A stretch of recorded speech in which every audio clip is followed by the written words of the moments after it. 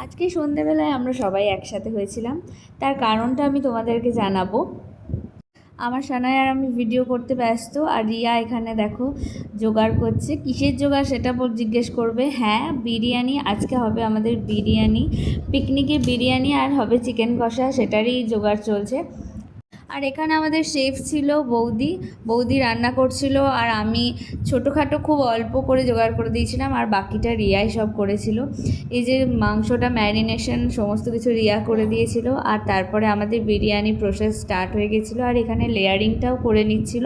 আমাদের বিরিয়ানি দমে দেওয়া হয়ে গেছিলো প্রায় 15 মিনিট। তো তারপরে বিরিয়ানি আমাদের রেডি, আর এখন আমরা খেতে বসবো সবাই। আর এখানে স্যালাড, চিকেন কষা আর বিরিয়ানি নিয়ে আমরা সবাই খেতে বসে পড়েছিলাম। এই যে আমাদের পিকনিকের সদস্য, এই কয়েকজন মিলিয়ে আমাদের সন্ধ্যের পিকনিকটা খুব ভালো করে হয়েছে। তো চলো, টাটা, গুড নাইট।